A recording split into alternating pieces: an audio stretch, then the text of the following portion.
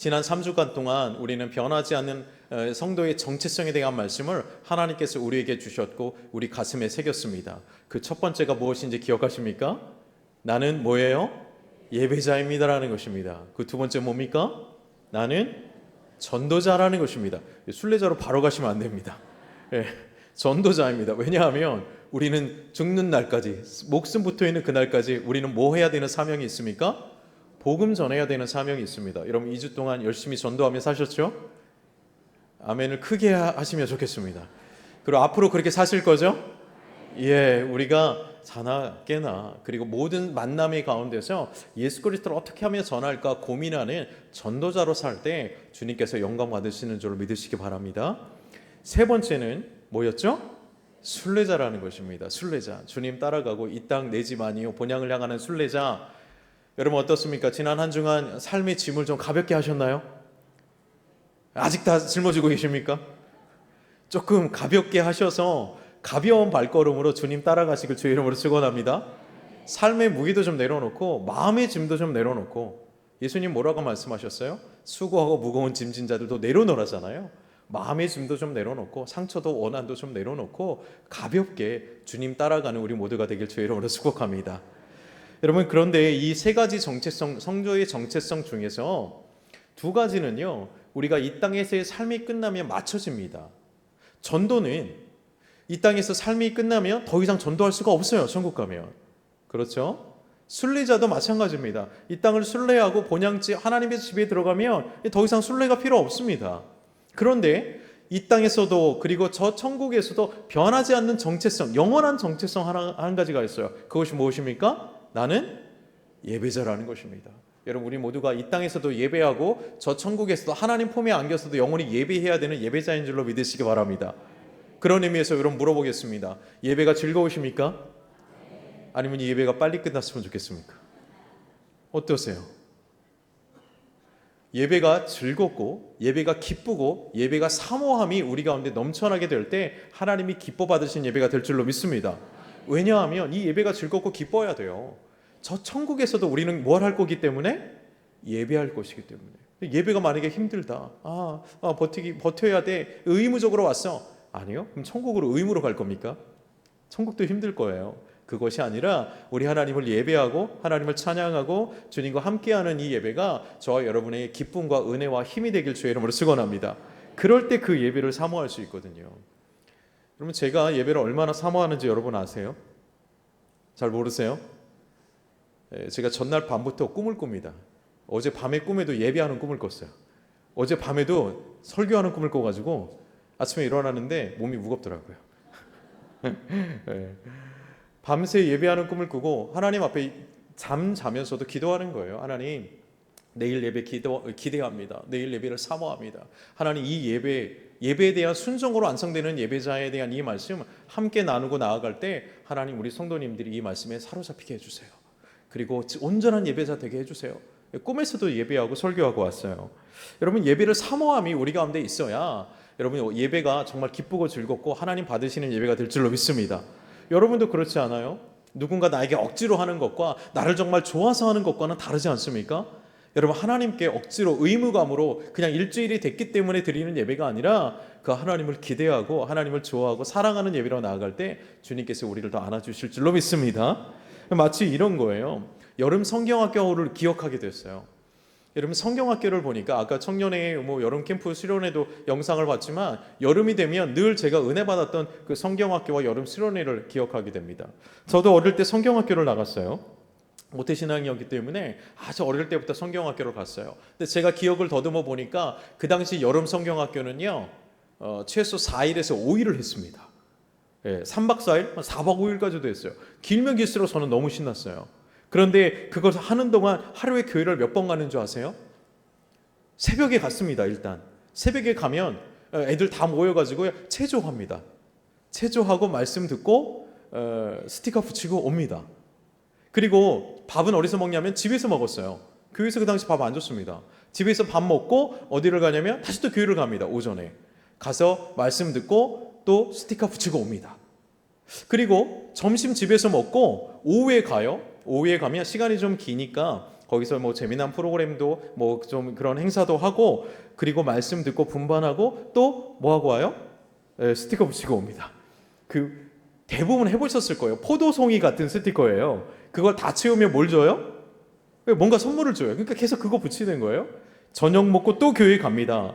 저녁 집회 가서 말씀 듣고 또 기도하고 또 뭐 붙이고 와야 돼요?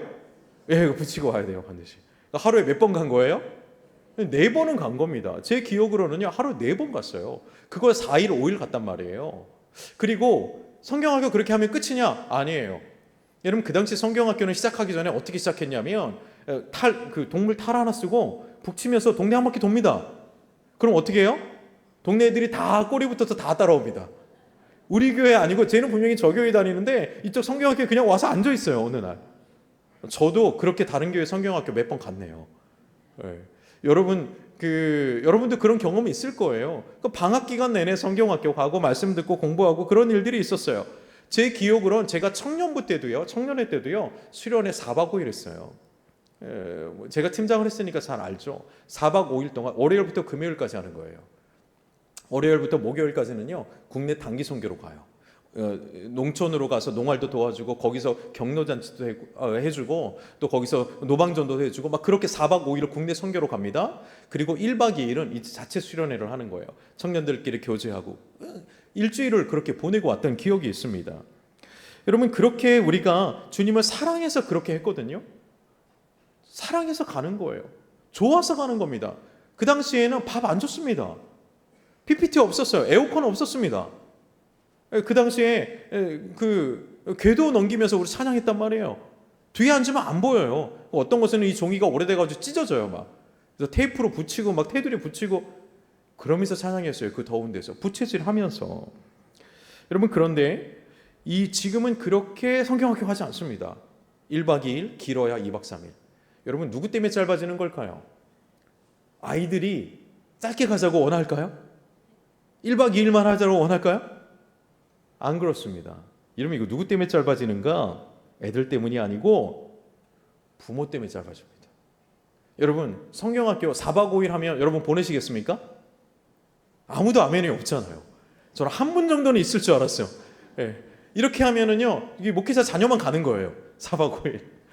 4박 5일 하면 못 보내는 거예요. 왜 못 보내요? 학원 가야 되니까. 공부해야 되니까. 방학 때 그거 해야 된다라는 거예요. 거기에 더 가치를 부여하는 거예요. 저녁 때 와서 잠깐 기도하면 은혜 받고 축복 받는 줄 알아요. 그런 축복 못 받습니다, 여러분. 그렇게 축복 못 받아요. 정말 주님을 사랑해서 온전히 헌신할 때 받을 수 있고, 주님을 사랑하고 내 삶을 던져야 하나님이 그 삶을 이끌어 가시지. 여러분, 그렇게 해보세요. 내 삶의 학원이 훨씬 중요합니다. 내 삶의 진학이 훨씬 중요하다고 여기는 거예요. 여러분, 그러면 그 사람이 부모 떠나면 신앙 지킬 것 같습니까? 그 세대 신앙 못 지킵니다. 내 삶에는 성공이 중요하지, 내 삶에는 학업이 중요하지. 그때부터 믿음에서 벗어나기 시작하는 거예요. 저와 여러분의 삶에 이 예배가 중요하고, 저와 여러분의 삶에 하나님의 가치가 중요하다, 하나님이 중요하다 그러면 시간과 재정을 들여야 그분이 진짜 중요하다라는 가치를 증명하는 거예요. 내가 시간도 들이지 않고 내가 재정을 들이지 않으면서 하나님이 말로만 중요하다? 아니요, 그건 가짜입니다. 저와 여러분, 우리의 예배가, 이 무너진 예배가, 하나님을 사모하는 이 마음이 다시금 회복되어야 할 때인 줄로 믿습니다. 무너진 재단이 수축되어야 할 때입니다. 예배가 살아야 그 다음에 우리의 삶이 살고, 예배가 살아야 우리의 삶이 하나님이 축복하시는 축복으로 변화될 수 있다는 것입니다. 여러분, 진정한 예배자에 대한 이 마음 다시 한번 품으시길 주의 이름으로 간절히 축원합니다. 왜냐하면 성경을 보면요, 하나님이 받으시는 예배가 있고 하나님이 받지 아니하시는 예배가 있다는 걸 극명하게 대조시켜 줍니다. 같은 장소에서 드려요. 같은 예배 형식으로 드려요. 그런데 어떤 사람의 예배는 하나님이 받으시고 어떤 사람의 예배는 하나님이 받지 않으세요. 우리가 지난번에 나누었던 것처럼 되게 대표적인 것이 가인과 아벨의 예배였습니다. 가인의 예배는 하나님 받지 않았죠. 아벨의 예배는 하나님이 받았죠. 그런데 그와 비슷한 예배가 열왕기상 18장에 또 기록되어 있습니다. 그것이 무엇이냐면 갈멜산에서의 엘리야가 드린 예배입니다. 동일해요. 한쪽에서는 바알 선지자 850명이 그들의 예배를 드리고, 한쪽에서는 믿음의 사람 엘리야가 혼자서 예배 드립니다. 대결이에요. 850대 1입니다. 먼저 바알 선지자들이 850명이나 모여서 자신의 방법대로 부르짖고 소리 지르고 난리를 핍니다. 하도 응답이 없으니까 소리 질러도 안 되니까 자해를 하기 시작해요. 하루 종일 했습니다. 그런데 응답이 없습니다. 그런데 반면 하나님을 예비하는 엘리야는요, 그 제단을 수축합니다. 잘 쌓고요, 거기에 물을 뿌려요. 여러분, 그 제단에 불이 붙어야 하나님의 응답이 있다라는 건데 거기에 물을 붓습니다. 넘치도록 부어요. 그리고 엘리야가 이제 너희 다 했냐? 이제 내가 예배할 것이다 라고 하면서 단 한마디의 기도를 합니다. 그 기도의 내용이 무엇이냐면, 주 여호와여, 여호와는 마음을 돌이키게 하시는 하나님이십니다 라는 그 고백 단 한 가지를 드립니다. 무엇을 돌이키게요? 마음을 돌이키게. 여러분, 우리의 마음이 오직 하나님 한 분만으로 돌이켜야 하나님이 받으시는 예배가 될 줄로 믿습니다. 바로 그것입니다. 진짜 예배, 가짜 예배, 여러분, 그것의 차이가 무엇이냐면 하나님께로 돌이키는 예배냐 아니냐라는 거예요. 여러분, 우리가 이 말씀을 들으면 많은 사람들이 흔히 오해하고 착각하는 게 있는데, 나는 우상 숭배자 아니라는 거예요. 나는 바알을 섬기는 사람이 아니라는 거예요. 그렇죠. 우린 이단에 빠지지도 않았고, 우리는 고사상에 돼지머리에 절하지도 않아요. 우상에게 절하지도 않기 때문에 나는 바알 선지자가 아니야, 나는 엘리야 같은 사람이야 라고 너무나 쉽게 착각할 수 있다는 거예요. 그런데 여러분, 이것을 검증하려면 한 가지를 기억해야 돼요. 그것은 무엇이냐면, 나는 엘리야처럼 하나님께 마음을 온전히 돌이킨 사람인가를 점검하셔야 된다는 겁니다. 여러분, 마음을 온전히 하나님께 돌이키셨습니까? 여러분, 마음을 온전히 하나님께 돌이키셨습니까? 그렇다면 여러분 마음속에 누가 주인이 되어야 하냐면 하나님 한 분이 주인이 되어야 합니다. 최고의 가치가 누가 되셔야 되냐면 하나님 한 분이 되셔야 하는 줄로 믿으시기 바랍니다. 여러분, 우상의 실체는요, 어떤 모형이 아니에요. 어떤 조각상이 아니에요. 우상의 실체는 내 마음속에서 하나님보다 더 높아진 것이고 하나님보다 더 사랑하고 더 가치 있게 여기는 모든 것이 우상입니다. 그게 우상의 실체예요. 예수님 이렇게 말씀하세요. 심지어 아버지나 어머니를 하나님보다 더 사랑하는 자는 하나님께 합당하지 않다. 이게 마태복음 10장 37절 말씀이에요. 아버지나 어머니를, 여러분 말씀 오해하지 마세요, 사랑하지 말라는 게 아닙니다. 아버지나 어머니보다, 내가 사랑하는 아버지 어머니보다 더 하나님을 어떻게 해요? 사랑해야 된다라는 거예요. 그럴 때 온전한 예배가 된다라는 거예요. 요한일서 2장 15절은요, 세상이나 세상의 것들을 사랑하지 말래요. 세상의 그 어떤 것도 하나님을 사랑하는 자리를 대신하면 그 예배는 무너진다라는 거예요. 그리고 신명기와 마가복음에서, 구약과 신약에서 동일하게 말하죠. 마음과 뜻을 다해 여호와를 어떻게 하라고요? 사랑하라는 겁니다. 우리가 사랑하는 최고의 가치가 누구라고요? 여호와 하나님이 되어야 그 예배가 살아있는 예배가 된다라는 거예요. 여러분, 오늘 우리는 우리의 예배가 진짜인지 가짜인지를 구별하셔야 됩니다. 여러분, 진짜 예배는요, 하나님 그분을 사랑해서 그분을 구하는 예배예요. 가짜 예배는 뭔지 아세요? 그분을 이용해서, 그분을 통해서 뭔가 다른 것을 얻어내려고 하면 그건 가짜 예배입니다. 여러분, 하나님을 이용하는 가짜 예배자입니까? 아니면 하나님 한 분만으로 만족합니다, 내가 그분을 구합니다라고 간절하게 고백하는 진짜 예배자입니까? 여러분, 진짜 예배자 되시길 주의 이름으로 축원합니다. 이것이 바로 내 마음속에서 우상을 검증하는 거예요. 여러분, 생각해 보세요. 여러분 마음속에서 지난 한 주간 동안 여러분의 마음과 생각을 가득 채운 생각, 그 마음의 중심에 뭐가 있었습니까? 무엇으로 가득 찼습니까? 여러분, 그것이 하나님이면 얼마나 좋을까요? 제가 지금은 페이스북에 글을 쓰지 않아요. 여러 가지 이유로. 근데 한동안 글을, 몇 년 동안 좀 글을 썼던 적이 있습니다. 연재했던 적이 있는데, 그 글에는 저희 신앙이나 이제 함께 나누고 싶은 은혜들을 위주로 수필처럼 글을 좀 썼었어요. 그런데 이 페이스북이 지금은 그런 기능이 있는지 없는지 모르겠어요. 제가 요즘은 안 쓰니까. 제가 그 글을 쓸 때에 어떤 기능이 있었냐면, 한 1년이 지나니까 작년 동안 제가 썼던 글 중에서 가장 많이 썼던 단어들을 보여주더라고요. 그걸 중심에 딱 놓고 다른 단어들을 주변에 딱 놓는 이미지를 하나로 딱 만들어서 저한테 보여주더라고요. 그래서 제가 그것을 딱 봤는데 너무 감사하고 너무나도 다행이다라고 안심했어요. 그 딱 AI가 3년 동안 저한테 보여준 이미지가 뭐였냐면, 그 중앙에 하나님이 그 엄청 크게 떡하니 하나님 글씨가 딱 있고 주변에 다른 글씨들이 막 있었어요. 야, 내가 하나님이라는 단어를 가장 많이 썼고 하나님에 대해서 가장 많이 표현했구나. 제 마음이 참 다행이다. 그리고 동시에 감사합니다라는 고백이 나왔어요. 여러분은 어떻습니까? 1년이 아니라 지난 한 주간을 돌아볼까요? 여러분 어떠한 생각으로 가득 찼습니까? 어떠한 마음으로 가득 찼습니까? 이렇게 생각해 보셔도 좋아요. 여러분 이번 한 주간 동안 가장 길게 통화한 사람과 어떤 대화를 했는지를 생각해 보세요. 관심 있는 걸 얘기했을 거예요. 경제에 관심이 있다면 부동산이나 주식 얘기를 했을 거고, 그리고 정치에 관심이 있다면 정치 얘기를 했을 거고, 그리고 건강이나 자녀나 외모나 뭐 여러 가지 이야기를 했을 수도 있어요. 그리고 가장 안 좋은 경우 다른 사람에 대한 이러쿵저러쿵에 대한 소문, 그런 거 여러분 전화하지 마세요. 그런 거로 얘기하는 거 아니에요. 그리고 어떤 불평과 불만과 부정적인 이야기였습니까? 여러분 그렇다면 오늘 이 예배의 자리에서 예수 그리스도의 보혈로 그 모든 것을 다 씻어내시길 주의 이름으로 축원합니다.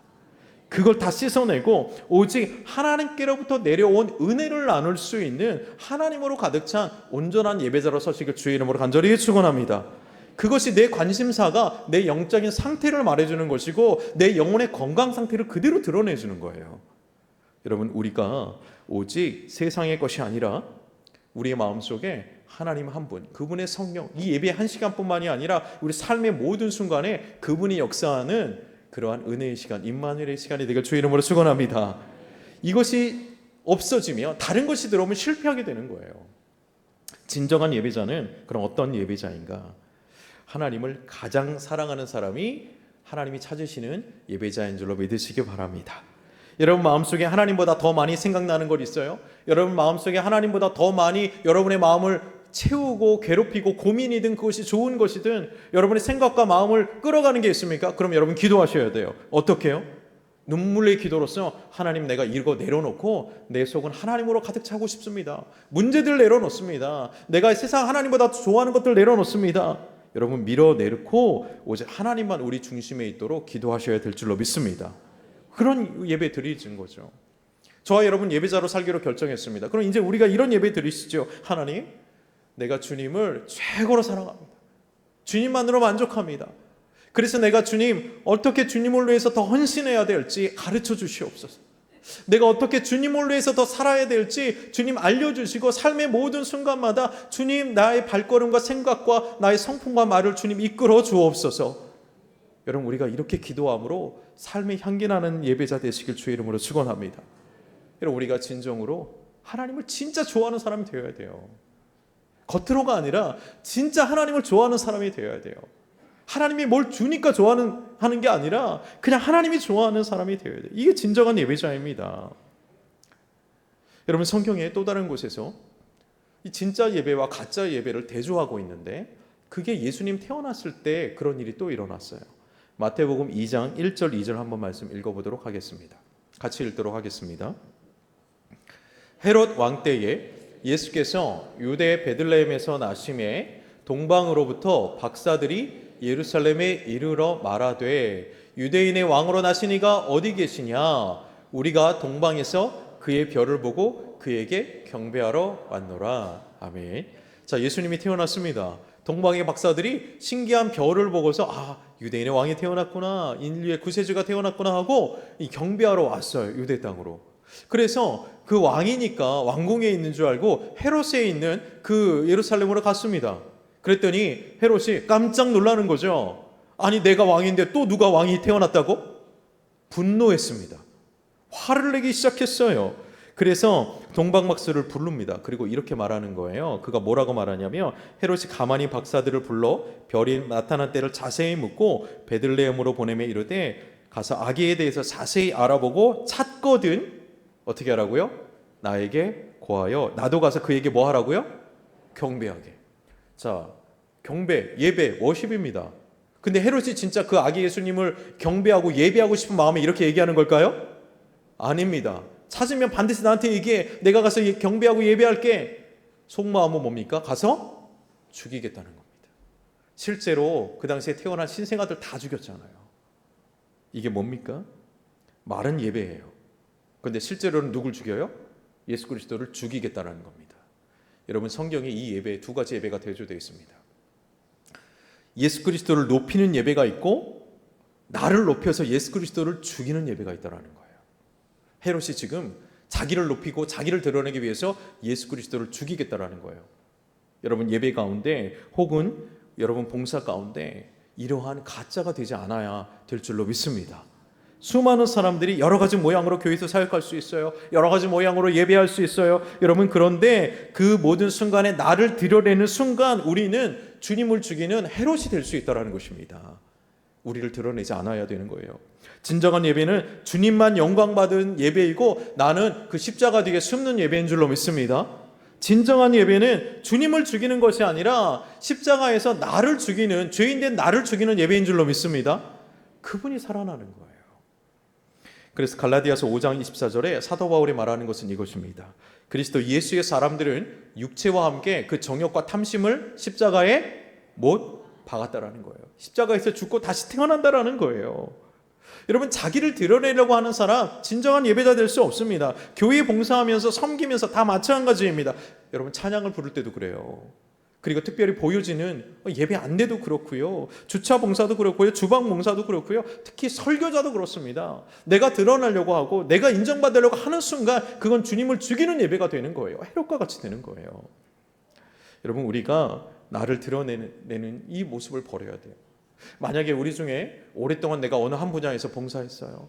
내가 이러이러한 일을 헌신했어요. 그런데 아무도 나를 안아주지 않는 서운한 마음이 듭니까? 그럼 하지 마세요. 내가 열심히 봉사했고 내가 열심히 뭐 했는데 마치 나를 인정해 주지 않습니까? 여러분 그거 내려놔야 됩니다. 왜냐하면 내가 인정받고 싶은 마음이 들기 시작하면 그건 주님을 죽이는 거고 그리고 자신에게도요 그건 복이 아니라 화가 됩니다. 자칫하면 자신에게도 그게 벌이 될 수 있고 저주가 될 수 있어요. 여러분 우리는 오직 주님만 높이는 머리 대신 예수 그리스도만 높이는 그러한 예배자가 되어야 할 줄로 믿습니다. 존귀 영광 주님 홀로 받으소서 멸시천대 십자가는 제가 지고 가오리다. 여러분 주의 일을 하면요 많은 사람들이 오해합니다. 때로 험담합니다. 때로 여러 가지 말로 괴롭혀요. 여러분 예수 그리스도를 믿을 때 세상이 도와주지 않습니다. 세상은 어떻게 해서든지 흠집 내려고 하고 어떻게 해서든지 깎아내리려고 그래요. 그럴 때 우리에게 필요한 건 뭐예요? 그래도 나는 존귀 영광 예수님 홀로 받으소서 그 멸시천대 십자가 내가 지고 가겠습니다. 여러분 이 마음이 흔들리지 않아야 온전한 예배자 하나님이 칭찬하시는 축복하시는 예배자가 될 줄로 믿습니다. 여러분 성령님은요 이러한 예배자들을 찾으세요. 그리고 자신을 드러내려고 하는 예배를 막으세요. 여러분 이 마태복음 2장이 어떻게 마무리가 되냐면 동광회 박사들이 예수님 찾아와서 다 예배했죠. 존귀한 거 드렸습니다. 그리고 이제 헤롯의 말대로라면 어떻게 해야 돼요? 헤롯에게 가서 예수님 어디 있는지 얘기해야 될 거 아니에요. 그런데 성령님이 막으세요. 성령님이 어떻게 하시냐면 동광회 박사들을 야 글로 가지 마. 그리고 바로 그냥 집으로 보내버립니다. 그게 성경의 기록입니다. 성령님이 그 동광 박사들 그냥 보내버려요. 무슨 뜻입니까? 성령님이 그러한 예배는 거짓 예배는 받지 않겠다라는 거예요. 자기를 높이는 예배는 받지 않겠다라는 겁니다. 여러분 우리가 예배할 때 모든 예배 모든 순간에 우리 하나님 그리고 십자가에 죽으시고 부활하신 예수 그리스도만 영광 받으신 예배로 우리의 마음과 중심을 드리시길 주의 이름으로 축원합니다. 이 예배를 하나님이 받으시는 거예요. 그래서 오늘 이 말씀을 이 예배의 대표적인 말씀을 우리 놓칠 수 없는 것입니다. 로마서 12장 2절의 말씀 이 말씀으로 인해서 진정한 예배를 우리 가슴속에 함께 새기도록 하겠습니다. 그러므로 형제들아 내가 하나님의 모든 자비하심으로 너희를 권하노니 너희의 몸을 하나님이 기뻐하시는 거룩한 산 제물로 드리라. 이는 너희가 드릴 영적 예배니라. 너희는 이 세대를 본받지 말고 오직 마음을 새롭게 함으로 변화를 받아 하나님의 선하시고 기뻐하시고 온전하신 뜻이 무엇인지 분별하도록 하라. 아멘. 두 가지를 말씀하세요. 하나님이 기뻐하시는 거룩한 무엇으로요? 산제물로 삶 전체를 드리라는 거예요. 이 주일에 예배 1시간이 아니라 우리 삶 전체가 하나님 받으실 만한 예배로 드리라는 것입니다. 그리고 한 가지 더 있죠. 2절에 오직 마음을 어떻게 하라 그러고요? 새롭게 하라는 거예요. 마음을 새롭게 하라는 거예요. 하나님 중심으로 돌이키라는 것입니다.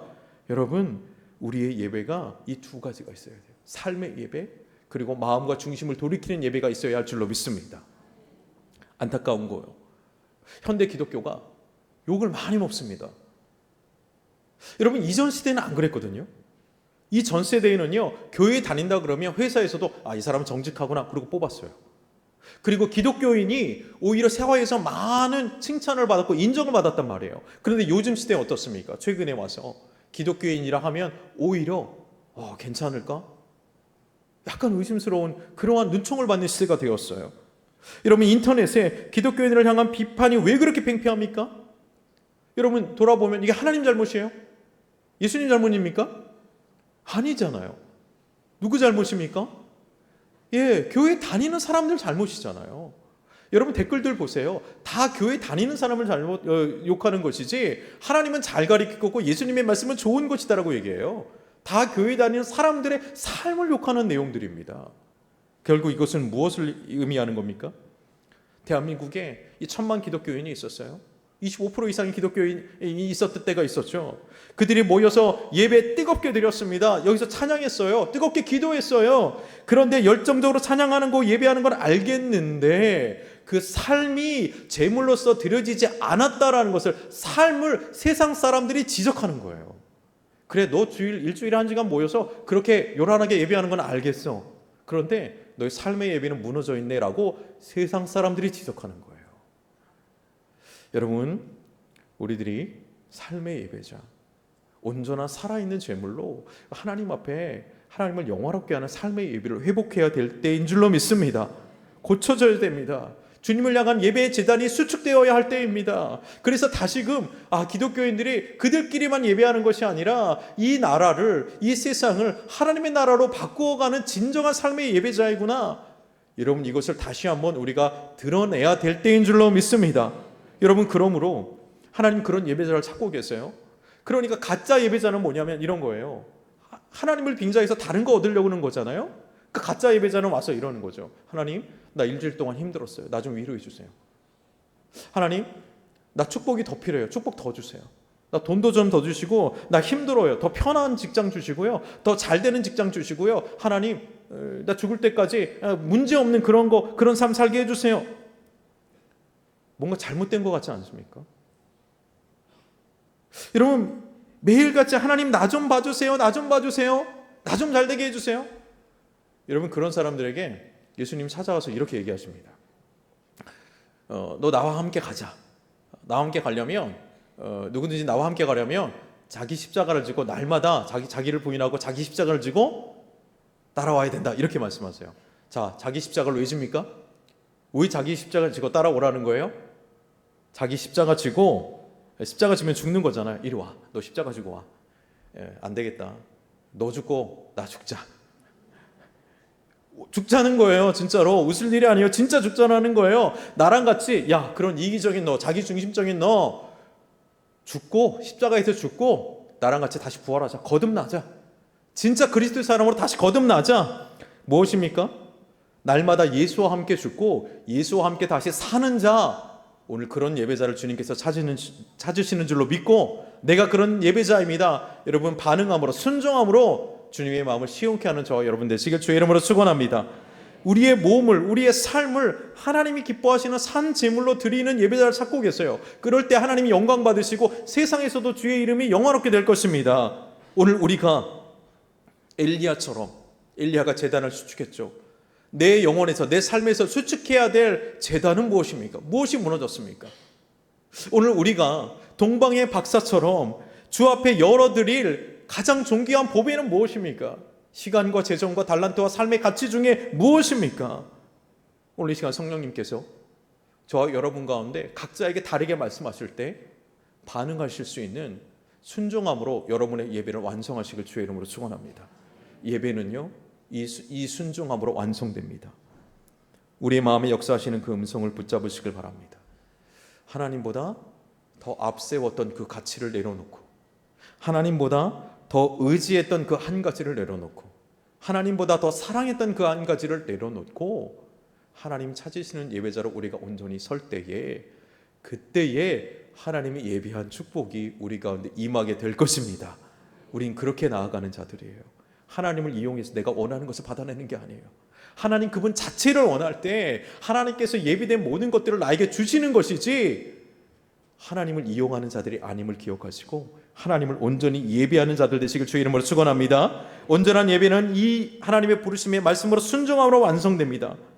로마서 12장의 말씀 앞에 서는 것입니다. 주님, 내 몸과 내 삶을 주님 앞에 드립니다. 예수로 죽고 예수로 다시 살게 하여 주옵소서. 주님 찾으시는 온전한 예배자, 내가 영원히 주의 얼굴 보며 주님만을 예배하겠습니다. 여러분, 오늘 이 말씀으로 순종하는 여러분의 영혼에 그 엘리야의 제단에 내렸던 불이 저와 여러분의 심령에 다시 한번 그 불이 임하는 성령의 날, 은혜의 날, 축복의 날이 되길 주의 이름으로 간절히 축원합니다. 기도하겠습니다. 사랑하는 주 하나님, 감사합니다. 우리 마음속에 하나님 정말 원하시는 말씀 주시고 우리의 마음에 뜨거워지고 반응할 수 있도록 인도하시니 감사합니다. 하나님, 우리가 하나님만으로 만족하는 온전한 믿음 우리에게 허락하여 주옵소서. 하나님을 최고로 사랑하는 마음 우리 가운데 허락하여 주옵소서. 더 이상 하나님을 이용하는 자들이 아니라 하나님을 위해 살아가는 온전한 그리스도인, 온전한 주의 축복을 누리는 믿음의 예배자로 살게 하여 주옵소서. 예수 그리스도의 이름으로 감사하며 간절히 기도드리옵나이다. 아멘.